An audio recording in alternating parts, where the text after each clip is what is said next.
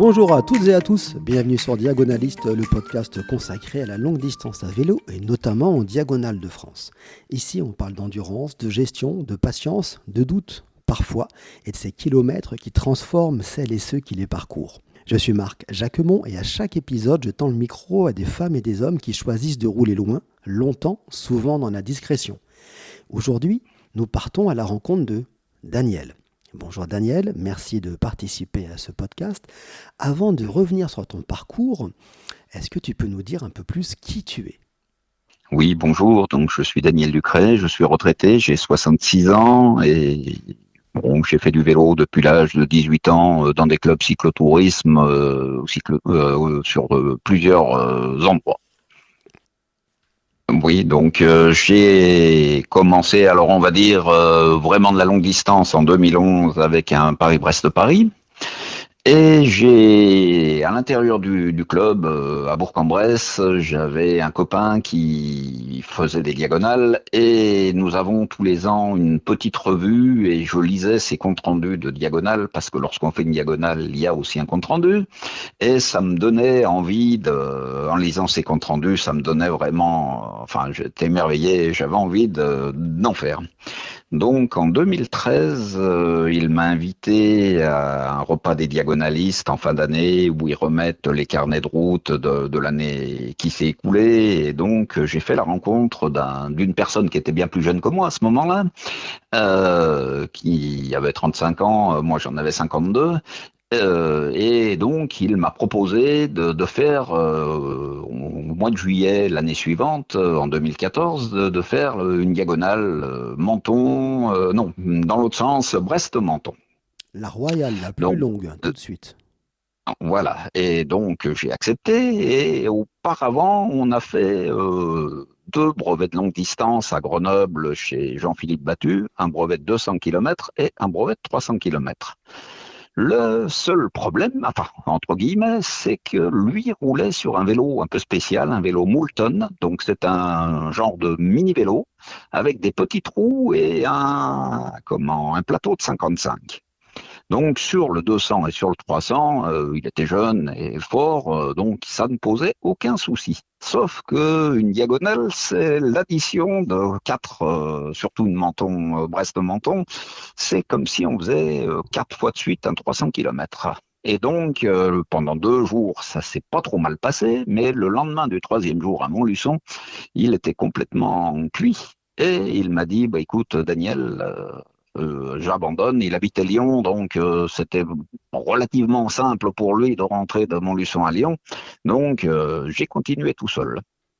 Il m'a donné les cartes parce qu'à ce moment-là, il n'y avait pas de GPS. Donc, on traçait tout sur des cartes de route et on suivait. On avait une petite feuille de route sur laquelle on suivait les villages, les villes traversées, mais on ne pouvait pas se repérer à l'aide d'un GPS. Donc, on avait un peu de retard qu'on a quitté Montluçon et du coup, j'ai récupéré le retard un petit peu le soir en couchant en Ardèche. Il avait réservé un hôtel et le lendemain, pour être à peu près bien, je suis reparti de bonne heure et normalement, on devait se dormir dans un camping où un copain devait nous prêter une tente et donc à 150 km de Menton à peu près, on allait dormir là. Sauf que, étant donné qu'il avait abandonné, je n'avais plus ni tente ni rien. Donc, j'ai continué quand j'ai traversé ce village. Et à Entrevaux, un peu plus loin, c'était 21h, je me dis, tiens, je vais m'arrêter dans un hôtel-restaurant et prendre une chambre. Et là, surprise, j'ai eu habité longtemps à Annecy, je tombe sur un copain de club d'Annecy qui me dit, qu'est-ce que tu fais là? Je lui dis, écoute, je fais une diagonale. Et là, je me cherchais un petit hôtel-restaurant pour passer la nuit, pour faire la dernière étape de 150 km demain, pour arriver à Menton. Et là, il me dit, écoute, nous, on est venu faire du vélo en couple, il y avait 2 couples, on a un petit canapé, si ça t'intéresse, tu dors chez nous, et puis tu pourras prendre un petit déj chez nous. Je lui dis, oui, mais je ne veux pas vous déranger, parce que demain, je vais partir à 5h du matin, donc je ne veux pas réveiller tout le monde aux aurores pour pouvoir faire ça. Il me dit, non, il n'y a aucun problème, et il m'avait préparé sur la table de quoi me sustenter et de me faire un café lyophilisé chaud. Et donc, c'est comme ça que ça s'est passé. Donc, c'est une rencontre un peu exceptionnelle, comme j'en ai eu d'autres sur le cycle des 9 diagonales que j'ai fait ensuite. Donc, c'est vrai que ça a été vraiment un truc extraordinaire parce que vous aviez une chance sur 1 million de tomber sur quelqu'un que vous connaissiez dans un patelin au bout du monde, enfin au bout du monde, j'exagère, mais au bout de la France. Et donc là, ça a été vraiment une des surprises, comme j'en ai eu plusieurs au cours de tout mon parcours.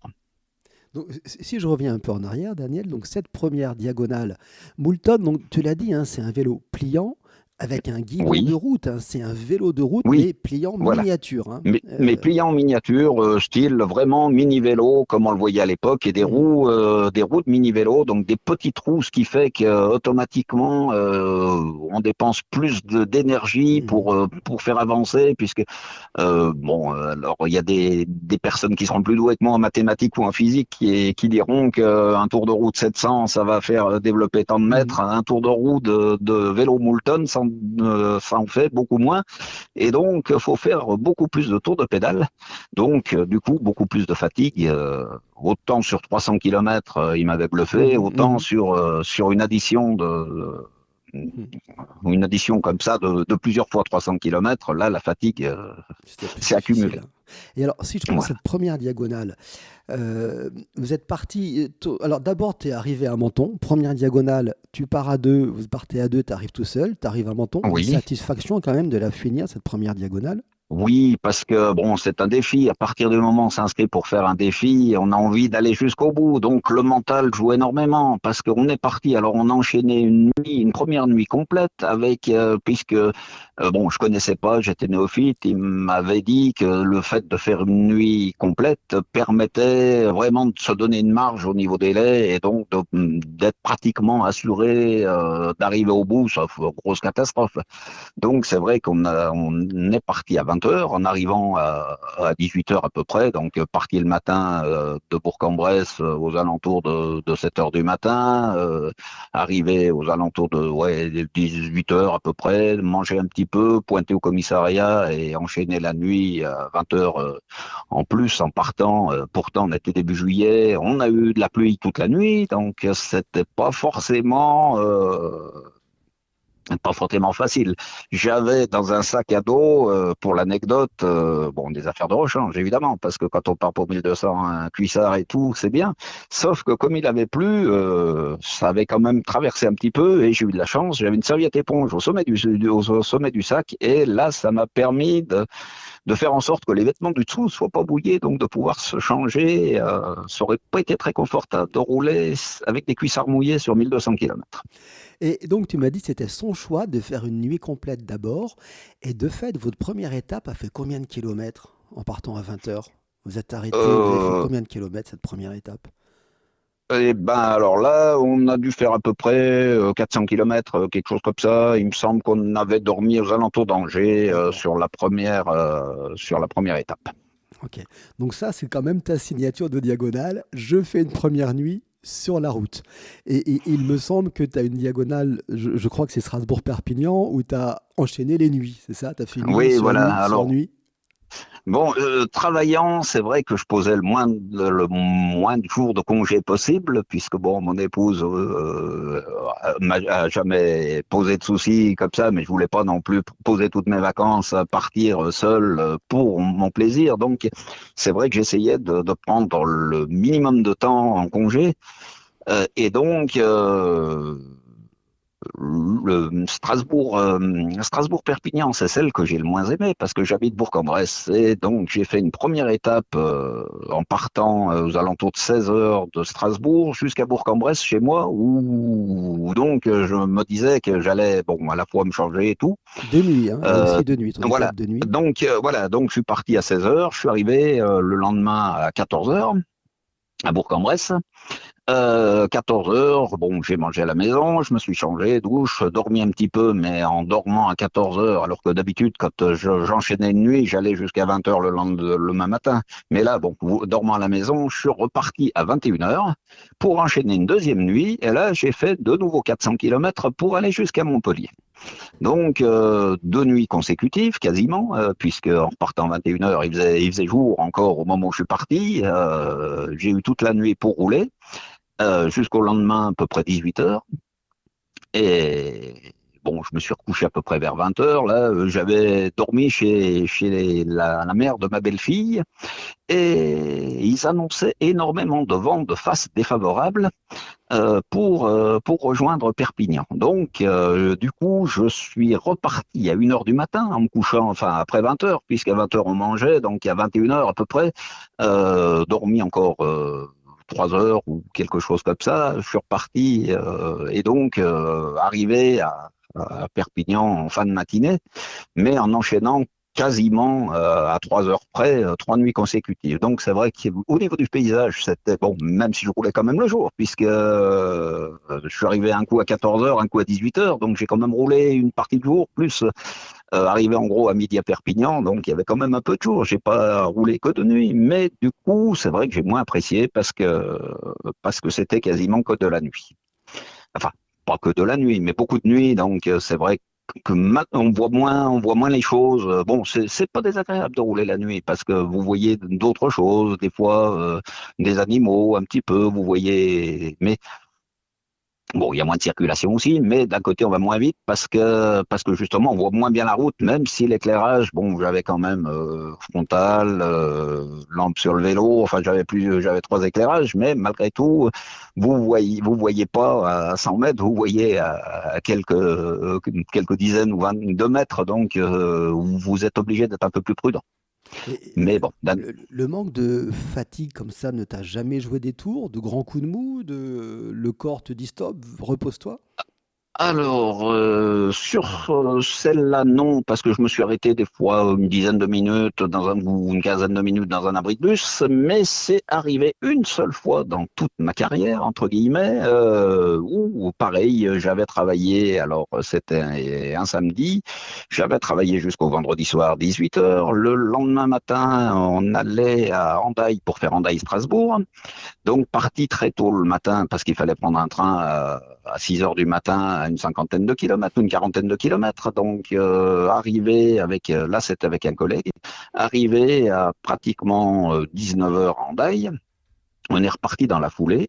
Et à un moment donné, j'ai fermé quelques microsecondes les yeux et quand je les ai rouverts, j'étais prêt à basculer dans le fossé. Eh ben, j'ai beau freiner, mais c'était un peu trop tard. Donc là, j'ai fait un soleil.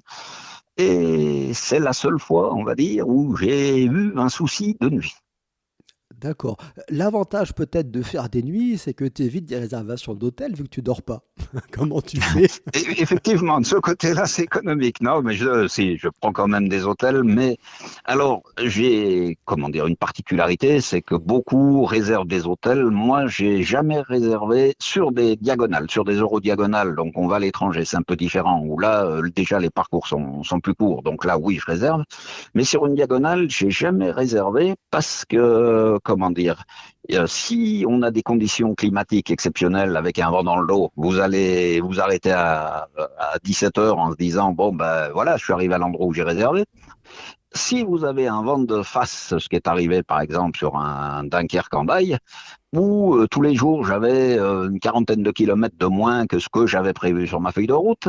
Donc si vous avez réservé un hôtel, il va vous manquer 50, 60 kilomètres, donc vous allez arriver à 3 heures du matin. Donc moi j'ai pris le parti de jamais réserver et aux alentours entre 19 heures et 20 heures, là je choisissais, enfin je regardais la carte, je regardais les villages, puis je me disais, bon bah quitte à regarder un petit peu sur internet, s'arrêter 10 minutes, en me disant, bon bah là il va y avoir un hôtel, il va me passer un coup de téléphone et, et donc réservé. Mais il y a eu une autre anecdote où c'était entre Brest et Perpignan, oui, où on trouvait rien, tout était fermé et à un moment donné, je me retourne, on était deux, je me retourne et je vois chambre d'hôte. Donc il y avait un numéro de téléphone, je les appelle, ils me disent oui, c'est pour quand? Bah c'est pour dans 10 minutes. Bon, bah, vous prépare. Bon, bah, en attendant, il n'y a pas de souci. En attendant, on va aller dîner dans un resto un peu plus loin. Mais voilà, juste, j'ai toujours eu de la chance de pouvoir trouver.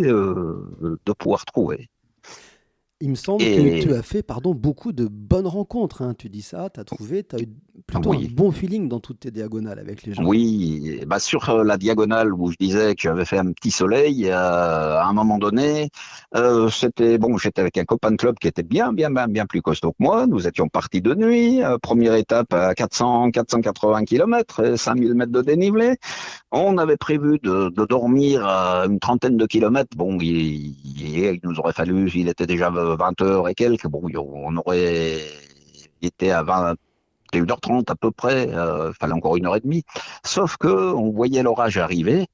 Et dans un tout petit village qui était dans le Cantal, qui s'appelle Saint-Cirque, Saint-Cirque, je sais plus quoi, on voit quatre personnes dans un hôtel qui est en train de dîner et on leur dit est-ce que on pourrait manger et avoir une chambre et ils nous disent non, normalement c'est fermé, mais voyant l'orage, et ils nous ont dit bah il n'y a pas de problème, on va vous préparer ça, on est fermé. C'était des Hollandais qui est bon férus de vélo également. Et le propriétaire de l'hôtel, on lui explique ce qu'on faisait et tout, et il nous a dit, on repartait à 4 heures du matin, enfin à 4h30 à peu près, il nous dit, bon, bah, il n'y a pas de problème, je me lève et je vous fais un petit déj. Bon, j'ai pas forcément beaucoup de choses puisqu'on est fermé, mais bon, il nous a fait une omelette, il nous a fait des trucs quelque chose de sympa pour à 4 heures du matin en se levant. Bon, ça reste quand même exceptionnel. Sur cette même diagonale, on a à un moment donné, bah, pareil, puisqu'on était parti, on était à peu près une trentaine de kilomètres de l'endroit où théoriquement on aurait dû coucher. Le lendemain soir, il nous manquait encore en gros les 30 et quelques kilomètres à 21 heures à peu près. Et donc là, on s'arrête et on voit une chambre d'hôte, pareil. Et on appelle, c'était une personne un peu âgée qui avait à peu près 80 ans et on lui dit, bon, ben, on vient en vélo, est-ce que on pourrait dormir chez vous ce soir. Et puis, bon, au départ, elle pensait à une blague parce que deux personnes qui arrivent en vélo, pour elle, c'était quelqu'un qui lui faisait une blague. Et non, elle nous a bien accueillis. Normalement, elle faisait pas à manger. Et là, elle nous a dit, bon, écoutez, vous êtes cycliste, mon mari fait un peu de vélo, je vais vous faire un petit repas ce soir. Et elle nous l'a offert gracieusement, alors que normalement, oui, à son âge, elle faisait juste éventuellement la chambre, mais pas la pension, quoi. Et donc, voilà, un accueil encore formidable. C'est vrai que la plupart du temps, on va dire à 90%, je suis tombé sur des personnes exceptionnelles à ce niveau-là. C'est le fait d'être à vélo, ça facilite peut-être des contacts, je ne sais pas, Oui, ou de la je sympathie, ça pense, engage de la oui, de la sympathie. sympathie, oui, on leur explique ce qu'on fait, bon, Mhm. on leur explique ce qu'on fait, et les gens, oui, Mhm. vont des fois alors qu'ils sont pas ouverts. Pareil, un matin dans une boulangerie, c'était pas encore ouvert, mais bon, non, non, il n'y a pas de problème. Je vais vous donner à manger, je vous ouvre. En général, voilà, en vélo.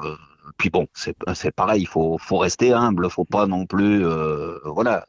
Mais à partir du moment où vous êtes sympa, les gens vous le rendent, vous le rendent bien. Alors, dans tout ce que tu me racontes, ce que j'entends, moi, c'est ta capacité à faire de la longue distance, mais quand je dis longue distance, c'est des longues étapes, plutôt, donc tu as une endurance forte, tu tiens longtemps, ça c'est une première chose. Tu tiens en sommeil, hein, déjà, de faire plusieurs étapes comme ça.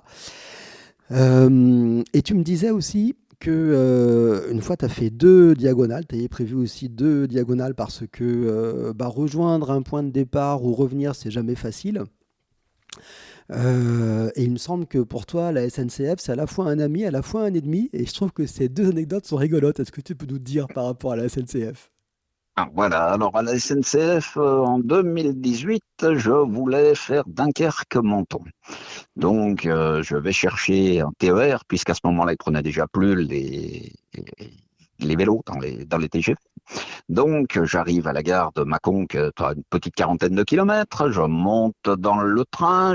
Enfin non, je monte pas dans le train. Je poinçonne mon billet puisque c'était annoncé sur le panneau retard un quart d'heure. Bon, j'avais de la marge pour ma correspondance à Paris, donc un quart d'heure, je m'en fous. J'avais au moins 2 heures à Paris. Donc, je pointe mon billet. Une fois que j'ai pointé le billet, train annulé. Ah. Bon, il y avait une gare TGV, pareil à Mâcon, à 6 km. Je dis, bon, bah allez, tant pis, je vais aller à la gare TGV. Vais sur le quai de la gare TGV à 6 km. Je rentre dans le train avec mon vélo. Je l'avais coincé, normalement, entre Mâcon et Paris. Il y a deux arrêts. Un au Creusot, donc à peu près 70 km de Mâcon, et un à Paris, c'est tout. Donc, pour ne gêner personne, j'avais coincé mon vélo contre la porte donnant sur la voie et je m'étais assis par terre à côté. J'ai pas pris un siège. Il y a un contrôleur qui vient. Il me dit, qu'est-ce que vous faites là avec votre vélo? Je lui dis, bah écoutez, vous voyez mon billet, je l'ai bien pointé à la gare de Mâconville pour prendre le TER. Vous pouvez regarder sur votre application, le train a été annulé. Il me dit, bon, ben, vous descendez à la prochaine gare. Je dis, bon, bah, ok. On ne peut pas prendre de train, enfin de vélo dans ce train. Donc, bah, ok, je descends à la prochaine gare et puis c'est tout. Quelques minutes avant d'arriver au Creusot, il vient me trouver, il me dit, je vous fais une proposition. Je lui dis, bon, bah, si elle est honnête, si c'était 30 euros de supplément, il n'y avait pas de problème, je les aurais payés. Et il me dit 150 euros, 100 pour vous, 50 pour le vélo, sachant que normalement, un vélo dans un train, c'est au plus 10 euros. Je lui dis non, vous rigolez, moi je descends au Creusot, et puis c'est tout. Donc je suis rentré après du Creusot à Mâcon en vélo, et puis je me suis fait rembourser le billet de train, et je l'ai décalé à l'année d'après. Et l'autre incident dont Marc parle assez j'avais normalement prévu un enchaînement Dunkerque-Hendaye, Hendaye-Menton. Mes deux dernières diagonales qui me restaient à faire. Donc, Dunkerque-Hendaye, j'ai eu beaucoup de vent. Les 3 premiers jours, du vent dans le nez, tout le long. Donc, retard. J'ai dit, bon, bah, je peux pas enchaîner les deux. J'aurais dû arriver, aller à 19 heures. Je suis arrivé à 2h15 le lendemain. Bon, j'étais quand même, normalement, la fin de la diagonale, c'était 6 heures du matin. Donc, j'étais dans les délais, mais je devais arriver, on va dire, sur ma feuille de route telle que je l'avais prévue en faisant une nuit complète. Donc, marche de sécurité, je suis arrivé à 2h15 le matin. Donc, 4 heures, un peu moins de 4 heures avant la fin du délai imparti. Mais je devais repartir à 8 heures le lendemain pour repartir en enchaînement, Hendaye-Menton. Sauf qu'en arrivant à 2h15, j'ai dit non, négatif. Je renonce, j'avais calculé parce que la veille au soir, la dernière étape, il me restait 380 km à parcourir. Donc je savais que je pouvais y arriver en roulant toute la nuit, mais impossible de renchaîner la deuxième. Donc je remonte à Paris, j'avais prévenu le délégué en disant bon bah je la reporte à l'année prochaine, et donc je remonte à Paris. Et à Paris, sur le quai, il y en a un qui bouscule ma housse parce que évidemment les vélos sont dans des housses quand c'est comme ça avec les TGV, et donc et puis il y a un gars qui vient me trouver, il me dit j'aimerais que vous vérifiez votre sac. Et puis j'ouvre mon sac, il manque la carte bancaire. Donc il me dit je suis de la sécurité urbaine, la SUGE. Donc des trains, je vais appeler mes collègues parce qu'il me dit j'avais repéré un truc qui était pas normal, qui me paraissait bizarre. Donc il appelle ses collègues, ils ont intercepté 2 personnes, un couple qui était en possession de ma carte bancaire. Donc j'ai récupéré ma carte sans aucun dommage. La seule chose, c'est que du coup, il me dit bon, bah, va falloir porter plainte, donc faire tous ces petits trucs, ça m'a pris 2 heures. Donc le train que je devais prendre, où j'étais sur le quai 20 minutes avant, bah, le train que je devais prendre, il m'a pas attendu lui. Donc il me dit non, mais vous inquiétez pas, comme on fait partie de la SNCF, on vous mettra dans le prochain train, y compris si vous êtes en surnombre et tout, et c'est ce qui s'est produit. Donc voilà. Voilà à la fois du bon pour la SNCF et à la fois du un peu moins bon. Donc ça contrebalance quand même les choses. Voilà. Et une chose qu'on n'a pas abordée, c'est donc pour moi, tu fais vraiment du long, mais en une même journée, des étapes de 400, 500, etc. C'est ton vélo et comment tu gères la douleur. Tu n'as pas de douleur, aux fesses, tu n'as pas de douleur au cervical, tu n'as pas de douleur aux mains. Comment tu gères ça? Cervical, non, ça va aux fesses. Si, ça arrive aux fesses. Donc c'est pour ça que j'essaye de partir quand même avec un minimum enfin sur des choses comme ça, de 3 cuissards, de façon à pouvoir le changer. Si on a la chance d'avoir, on va dire, un temps relativement sec, il y a beaucoup moins de frottement, donc ça pose pas trop de soucis. Mhm. Bon, prendre quand même un petit peu de pommade des fois, ça fait pas de mal, parce que oui, je partais pour comme dit Marc, entre 300 et 500 kilomètres quand j'enchaînais la nuit complète.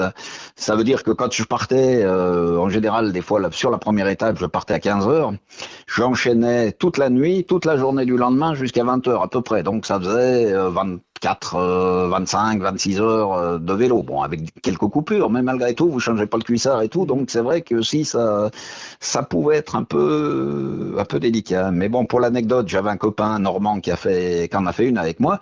Lui, il roule 70% de son temps en danseuse, Ah bon? donc en force. Ce qui fait que lui, il a jamais de problème. Que je lui disais j'ai mal aux fesses, lui, il m'a dit j'ai jamais eu mal aux fesses. Voilà. Mais bon, c'est l'exception qui confirme la règle. Moi, je suis comme tout le monde. C'est vrai qu'au bout d'un moment, même avec des cuissards confortables, parce que maintenant il y a des cuissards quand même. Bon, faut pas prendre le bas de gamme non plus, Mhm. mais même les cuissards quand même assez confortables, sur 100, 150 km, ça pose aucun problème. Même si vous enchaînez 5 jours de suite 150 km, vous aurez pas mal enfin, en principe pas mal aux fesses. Quand vous enchaînez 4 jours, 300 bornes, c'est un peu différent parce qu'il y a de la transpiration, il y a de tout ça. Donc, ouais, c'est, voilà. Cervical, non. Main, ça va à peu près. Et tu as une selle en cuir ou tu as quoi comme assise? Non, j'ai pas. Alors, c'est des SMP, bon, que beaucoup connaissent. J'ai essayé, alors une seule fois sur une semaine fédérale, la selle en cuir, merde, Une Berthoud, une Brooks? oui, une Berthoud. Mhm. Mais à un moment donné, elle s'était, comment, un peu déréglée, dévissée, et donc, bon, puis sur une semaine fédérale, les parcours faisaient 110 kilomètres, donc mais ouais, j'ai hésité à franchir le pas, et donc, non, j'ai jamais mis de Berthoud. Ok. Est-ce que tu utilises des appareils comme un cardiofréquence-mètre ou un suivi de ta cadence ou des choses comme ça ou pas du tout? Alors non, pour la cadence, non, j'ai pas le cardio-fréquence, je l'ai, mais surtout si c'est des étapes un peu montagneuses, si c'est des étapes, disons que j'arrive à me connaître, donc alors je suis capable de rouler très très longtemps, mais bon, la vitesse, allez, c'est entre 22 et 25 km heure pour moi, c'est pas, je roule pas 35, donc bon, si ça grimpe, évidemment, je vais moins vite, mais me connaissant. Ça serait pas forcément une obligation, mais c'est vrai que quand c'est des étapes vraiment de montagne, style, par exemple en eurodiagonale Malaga-Perpignan, suivant où vous passez, là, si, ça valait quand même le coup. Mais sachant que c'est vrai que je me mets jamais dans le rouge. Et quand tu as une étape de 500 km devant toi, tu arrives au début à vraiment rouler en dedans, à rouler lentement parce que tu sais que ça va être long ou tu te laisses aller, tu vas vite et après tu ralentis parce que tu n'as pas le choix? Non, alors c'est vrai que, comment dire, bon, du fait que j'ai fait beaucoup de diagonales, beaucoup de longs parcours, que ce soit du Paris-Brest ou d'autres choses comme ça, c'est vrai que j'ai un régime où je roule souvent entre 22 et 25. Et c'est le régime, on va dire, diagonal. Donc, même des fois, j'ai du mal quand je roule hors diagonale avec d'autres copains, des collègues, à me dépasser, entre guillemets. C'est presque un rythme qui est naturel pour moi. Donc, à partir de ce moment-là, bon, s'il faut rouler à 28-30, je vais le faire sur 10-12 kilomètres.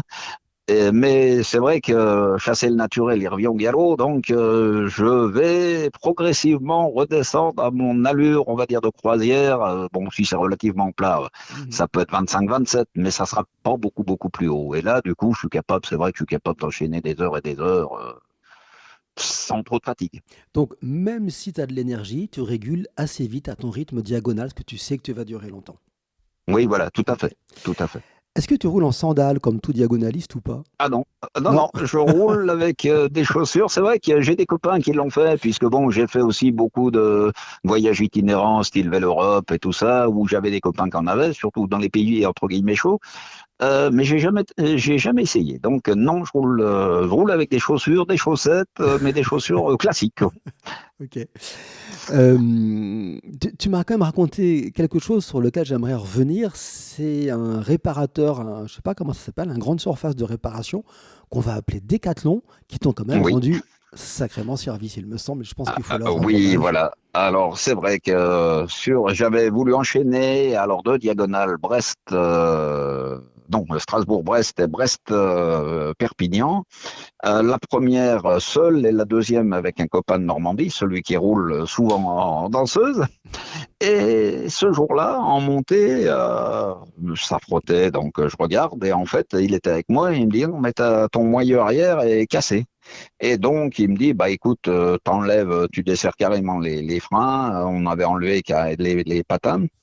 Et j'ai pu aller jusqu'à Bergerac, qui était une quinzaine de kilomètres, qui était pas si loin que ça. Mais bon, malgré tout, ouais, voilà, fallait y aller. Et j'arrive, il était presque midi à Decathlon, et puis je leur dis, bon, mais j'ai un problème sur la roue arrière. Ils me disent, bah, normalement, on vend les paires de roues, c'était des Mavic basiques. On les vend, mais bon, là, on va vous faire, aller une exception, parce que je dis, je suis en vélo, je vais quand même pas emmener la roue avant, j'ai pas de place, quoi. Et, et le jeune qui était au, comment dire, au service atelier, demande à sa chef s'il pouvait décaler sa pause et entre midi et une heure, il a mis ouais, une petite heure à peu près, il a carrément enlevé la cassette, bon il m'a changé la roue, remonté tout ce qu'il y avait à remonter et donc ils m'ont vendu qu'une seule roue et c'est vrai que volontairement il aurait pu me dire bon c'est midi vous revenez à 2 heures ou à 13 heures c'est ma pause de manière volontaire il m'a fait ça gracieusement, on va dire, et avec sympathie, quoi. Donc, j'ai perdu, allez, une petite heure. Pendant ce temps, mon copain était allé manger. Et moi, j'ai mangé un petit truc vite fait. Mais bon, disons que j'ai perdu très peu de temps et il m'a fait ça. Ouais, ça a été vraiment sympa. Encore une fois, tu as eu une bonne rencontre, c'est un joli geste que tu as eu pour continuer la diagonale. Oui, tout à fait, tout à fait. Non, mais ouais, la plupart du temps, on va dire, j'ai vraiment des expériences heureuses à 90%. Alors, il me semble que tu as eu beaucoup d'expériences heureuses dans les rencontres, mais par contre, tu as eu beaucoup de mauvais temps entre la pluie, du vent de face, etc. Alors, Ça, ouais, ça fait partie. Alors, faut le mental. Le mental, pour moi, c'est 60% de la réussite d'une diagonale. C'est, ouais, 60%. Parce que déjà, faut partir en se disant, on y arrive. Celle de Dunkerque où je voulais enchaîner, un Dunkerque, Hendaye, Menton, les 3 premiers jours, c'était vent de face, vent de face, vent de face. Et tous les jours, par rapport à la feuille théorique de route où on met qu'en gros, en roulant à 20 à l'heure, on devrait passer à telle heure à tel endroit. Et tous les jours, j'avais 40 kilomètres, puis le lendemain, ben, j'en avais 80, puis etc., etc. Et le dernier jour, du coup, il me restait 380 kilomètres pour arriver à Hendaye. Et bon, et je suis reparti à 3 heures du matin pour finir à 2 heures, 2 heures et demie le lendemain matin, bon, en enchaînant une fois de plus une nuit, sachant que j'avais fait la première nuit et du coup la dernière nuit sur le vélo, quoi. Mais ouais, c'est le mental joue énormément. C'est vrai qu'après le dernier jour, même si j'avais 380 kilomètres, j'ai eu de la chance puisque le vent était tombé. Bon, ça permettait de rouler à 20, 22, alors que les jours d'avant, j'étais plutôt à 16, 18, quoi. tu veux dire quoi? Que tant que le délai n'est pas dépassé, tous les espoirs sont permis, il faut Ah, tout continuer, à fait. point. Tout à fait, tout à fait. Alors, faut, comment dire, bah, faut jouer à la fois sur les temps de récupération. C'est vrai que quand vous partez sur une diagonale, bon, bah, vous allez finir crevé, de toute façon, enfin fatigué tout au moins, parce que. Mais si le mental vous l'avez, il n'y a aucun souci. C'est vrai que pendant quelques jours, vous êtes capable de vous surpasser, de dormir très peu. De dormir très peu et du coup d'arriver au bout. Mais bon, c'est vrai qu'il faudra jouer là-dessus en vous disant, bon, bah, de toute façon, il me reste tant de temps, et ben, au lieu de partir à 5 heures ou 6 heures du matin, tel que je l'avais prévu, bah, tant pis, je partirai à 3 heures du matin. Et en 3 heures du matin, au lieu de 6, en 3 heures, vous récupérez, allez, une moyenne de 20 à l'heure, vous refaites 60 kilomètres qui vous manquaient la veille. Mhm. Donc oui, tant que le temps n'est pas épuisé, écoulé, mais c'est vrai qu'après, ça sera au détriment des heures de sommeil, quoi. Alors, donc tu as un cycle de 9 diagonales. Si tu prends ces 9 diagonales-là, où le plus souvent tu as fait une première nuit complète sur le vélo, maintenant, avec toute cette expérience-là, ce serait quoi, toi, ta diagonale idéale? Tu repars pour des nuits complètes ou tu pars à 5 heures du matin? Ce serait quoi ton organisation parfaite maintenant?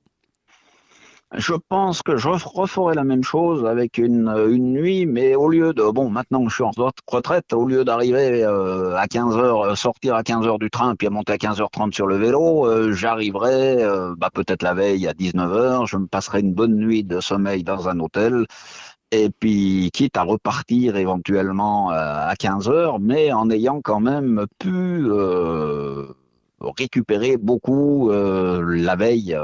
Avec une bonne nuit jusqu'à 11 heures, allez, jusqu'à 11 heures du matin. Alors que sinon, ce que je faisais, moi, du temps où je travaillais, c'était je prenais le moins de temps possible, c'est-à-dire que si je faisais une diagonale qui commençait le samedi, je bossais jusqu'au vendredi 18 heures. Je prenais le train à 5 heures du matin pour arriver à 15 heures ou plus tard et je sautais sur le vélo. Donc il n'y avait aucun temps de repos ou presque. Donc là, ferai peut-être la première nuit parce que ça permet effectivement d'assurer de tous les ennuis mécaniques ou autres, crevaisons et tout ça. Ça vous permet d'avoir une marge de sécurité tranquille. Alors, bon, vous pouvez éventuellement partir un peu plus tard. Vous n'êtes pas obligé de partir à 15 heures comme je faisais moi. Vous pouvez partir à 20 heures, 21 heures peut-être pour justement essayer au maximum de vous reposer. Mais le fait de faire une nuit complète, je pense que je le referai encore, oui. D'accord, donc tu partirais avec un plus grand capital sommeil, mais tu referais toujours ta nuit complète. Ah oui, absolument. Avant d'arriver à la fin de cet épisode, peut-être dire un mot sur les saristes et sur une sariste strasbourgeoise dont tu m'as parlé tout à Alors, l'heure. oui, alors, bon, j'ai eu la chance, enfin bon, de rencontrer alors Jocelyne qui donc les SARIS, c'est le service d'accompagnement routier. Si vous avez un problème ou autre, ils peuvent vous aider, vous donner par exemple la route, vous accompagner, vous faire sortir d'une grande agglomération, mettons comme Strasbourg ou autre. Et donc, quand je suis parti de Dunkerque, à un moment donné, il y en a trois qui ont roulé avec nous. Et lorsque je suis arrivé alors sur Hendaye, Strasbourg, Jocelyne est venue à une trentaine de kilomètres nous rejoindre et du coup nous a piloté, puisqu'on était deux à ce moment-là. Mon collègue, lui, enchaînant une autre diagonale dans la foulée, nous a piloté jusqu'au commissariat et après, le soir, je lui disais, tiens, je vais chercher un hôtel. Elle me dit, tu sais, à cette époque-là, t'en trouveras pas, donc si tu veux, je veux bien t'héberger ce soir. Elle m'avait préparé en plus un petit repas alsacien qui était délicieux. Et cerise sur le gâteau, le lendemain, elle m'a raccompagné de chez elle jusqu'à la gare sous une pluie battante. Donc, elle aurait très bien pu se dire, bon, j'ai pas trop envie, hein, il pleut, c'est pas un temps terrible pour aller jusqu'à la gare, mais bon, vraiment exceptionnel. Et donc, elle m'a ramené le lendemain jusqu'à la gare où je suis monté dans le train. Et voilà, donc tout ça. Avec une gentillesse, et j'ai bien aimé sur la porte de son appartement. Elle a comment dire, un symbole de vélo avec une petite anecdote. Non, elle est super sympa. Ouais, il y a une immense générosité de Jocelyne Oh, tout envers à fait. tous les diagonalistes. Nous allons arriver à la fin de cet épisode. Souhaites-tu ajouter une dernière chose? Non, je Non. vous encourage à le faire. C'est pas exceptionnel. C'est vrai qu'il bon, faut un peu d'entraînement au départ et il faut surtout une volonté. Et avec ça, vous y arrivez. Sans aucun souci. Vous verrez, on voit des paysages, des gens, on voit des choses vraiment superbes. Donc, n'hésitez pas. Bon, c'est sûr que c'est pas simple non plus. Il y a des kilomètres, mais vous serez content d'en avoir fait une. Et une fois que vous aurez pris le pli, vous ferez les 8 autres. C'est une rencontre avec les gens qu'on croise et c'est également une rencontre avec soi-même, hein, je pense, une diagonale. Oui, tout à fait. Enfin, ça vous permet de vous connaître, de voir Mhm. quelles sont vos limites et puis de dépasser même ces Mhm. limites sur quelques jours. Donc, c'est vrai que c'est bien parce qu'effectivement, on rencontre des gens, mais on voit aussi ce dont on est capable de faire. Merci beaucoup, Daniel, en tout cas, pour cet échange. Et on voit bien que la longue distance ne se résume pas à des kilomètres, hein, mais à bien d'autres choses. Et ton témoignage viendra sans doute nourrir celles et ceux qui hésitent encore à se lancer. Merci à vous, auditrices et auditeurs, d'être fidèles à Diagonaliste. Si vous souhaitez partager votre expérience de la longue distance, que ce soit une diagonale, un Paris-Brest-Paris, un Londres-Édimbourg-Londres ou autre aventure longue distance, n'hésitez pas à m'écrire à diagonaliste au pluriel @gmail.com. N'hésitez pas également à me faire part de vos commentaires qui me font toujours extrêmement plaisir à lire. Merci beaucoup Daniel pour ta participation. Merci à toi, Marc. Et puis avec grand plaisir te recroiser un jour. Au revoir à tous. Merci. Au revoir.